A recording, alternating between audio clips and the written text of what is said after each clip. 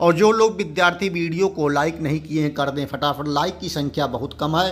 स्तन्य के बारे में पढ़ेंगे, देखेंगे स्तन की उत्पत्ति क्या है। तो रस धातु से स्तन्य की उत्पत्ति होती है। इस पे पचे हुए आहार से उत्पन्न रस का प्रसाद तथा मधुर भाग जो समस्त शरीर में परिसंचारित होता रहता है, स्तनों में पहुंचकर परिवर्तित हो स्तन्य कहलाता है।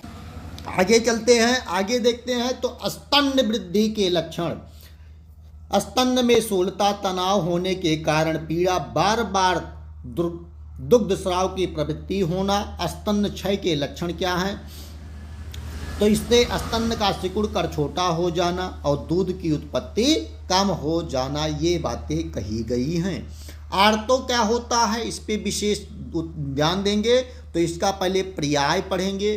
तो इसमें दिया है शोणित रज ऋतुस्राव आश्रित। आर्तोकाल मर्यादा में क्या है? प्रथम आर्तोकाल 12 वर्ष पे शुरू होता है, रजोनिवृत्ति 50 वर्ष पे होता है। आर्तोकाल 3 से 5 दिन बताया है और रजोनिवृत्ति के कारण जरा अवस्था, धातुओं का पक्व होने से, और उसके आगे बताया गया है जो उसको देख लेंगे सभी लोग।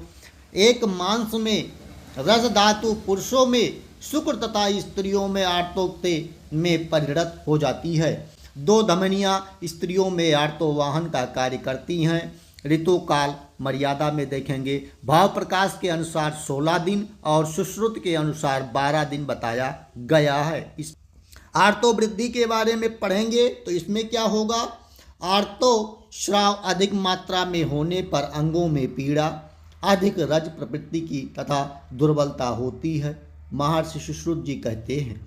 चिकित्सा संशोधन व संबंधन में क्या बताया गया है? आर्तो क्षय यथा समय रजो दर्शन का ना होना या अल्प मात्रा में होना, योनि में वेदना होना, ये चीज़ें बताई गई हैं। इस पे गौर कीजिएगा। चिकित्सा संशोधन पूर्वक उष्ण द्रवों का विधिवत सेवन बताया गया है। आगे देखेंगे रक्त धातु, रक्त धातुओं के बारे में पढ़ेंगे, विशेष रूप से इसका बहुत महत्वपूर्ण है।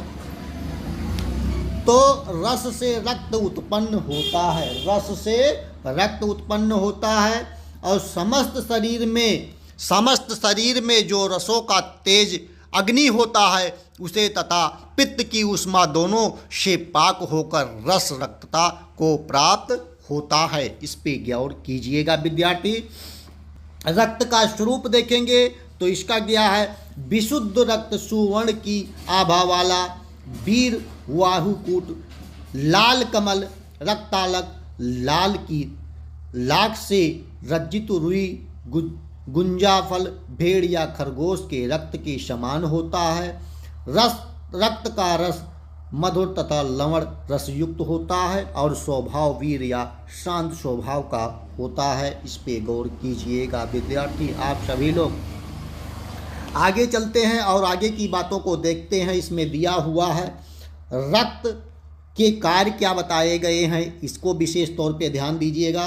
धातुओं का पोषण करता है, धातुओं की वृद्धि का क्षय करता है, क्षय और वर्ण का प्रसादन करता है, बल व सुख की प्राप्ति कराता है, मांस का पोषण और स्पर्श का ज्ञान कराने वाला रक्त का कार्य बताया जा रहा है। उसके बाद प्राणों का धारक होता है रक्त, इस पे भी विशेष गौर कीजिएगा। रक्त वृद्धि के लक्षणों की चर्चा इस वीडियो में भी करेंगे। तो शरीर व नेत्रों में लाली उत्पन्न हो जाना, शिराओं का रक्त से भर जाना, निद्रा अधिक आना, हर समय मद अधिक चढ़ा रहना, शरीर में दाह होना और उत्पन्न रोग विषाक्त, प्लीहा वृद्धि, विदाही, कुष्ठ, वात, रक्त और रक्तपित्त, गुल्म, उपकुश, दंत रोग, कमला, व्यंग, अग्नि, मांद, मूर्छा, त्वचा, नेत्र व मूत्र का वर्ण लाल होना, ये बातें बताई गई हैं। प्रतिकार में क्या है? रक्त मोक्षण व विरेचन का कार्य ये करता है। रक्त क्षय के लक्षणों की चर्चा करेंगे। तो इसमें क्या बातें होंगी? रक्त क्षय के लक्षणों में त्वचा खुरदरी, फटी, रुक्ष होगी, मूर्छा आएगा, मधुर एवं अम्ल पदार्थों के सेवन की इच्छा आपकी बढ़ जाएगी, ये चीज़ें आप जाने रखेंगे। मांस धातु की चर्चा करेंगे। मांस धातु बहुत महत्वपूर्ण है, आप लोग इस पे विशेष गौर करेंगे। तो इसकी उत्पत्ति क्या होती है? उत्पत्ति देखेंगे तो रक्त से मांस की उत्पत्ति होती है। इसको ध्यान रखेंगे, पूछा जाता है। वायु जल तेज उष्मा से युक्त होने पर रक्त स्थिरता को प्राप्त हो मांस में परिणित हो जाता है। मांस का अर्थ है मापन योग्य, मापन योग्य से बताया गया है, गौर कीजिएगा। आगे चलते हैं, आगे क्या बताया गया है? मांस धातु के कर्म शरीर में मेद की पुष्टि करना है। शरीर में क्या करना है? मेद की पुष्टि करना है। मांस वृद्धि के लक्षणों को बताएंगे तो इसमें कटी कपोल, ओष्ठ शिश्न, उर्ज जानुजंघा, अति स्थूल होना, समस्त शरीर का भारी होना आचार्य सुश्रुत जी कहते हैं। मांस क्षय के लक्षणों को बताया गया है।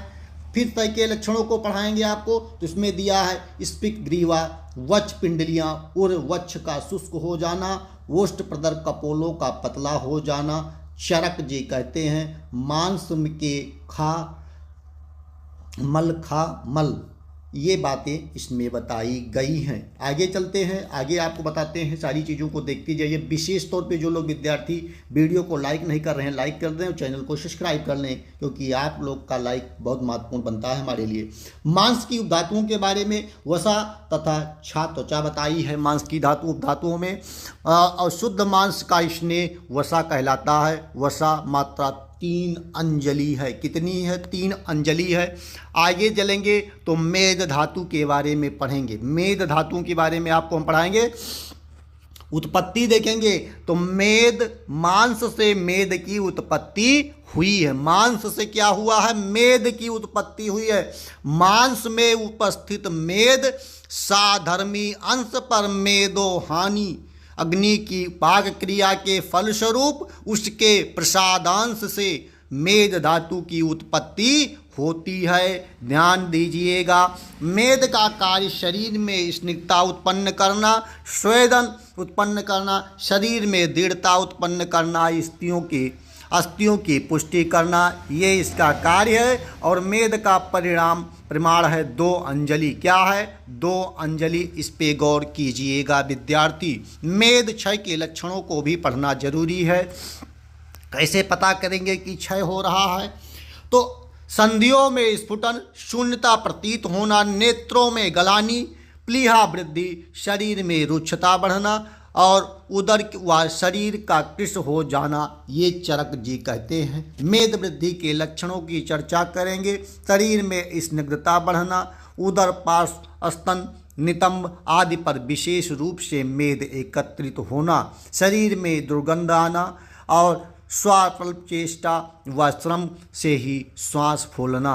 स्वेद के कार्यों को पढ़ाया जाएगा। स्वेद के त्वचा को आर्द्र व कोमल बनाना, वात तथा उससे उत्पन्न विकारों को नष्ट करना, ये इसका कार्य है। स्वेद क्षय के लक्षणों को मानेंगे तो रोमकूप बंद हो जाना, त्वचा शुष्क हो जाना, रोम बढ़ने लगना, स्पर्श ज्ञान यथोचित नहीं होना और स्वेद आना बंद हो जाना। स्वेद क्षय का प्रतिकार तैल मालिश, स्वेदन, व्यायाम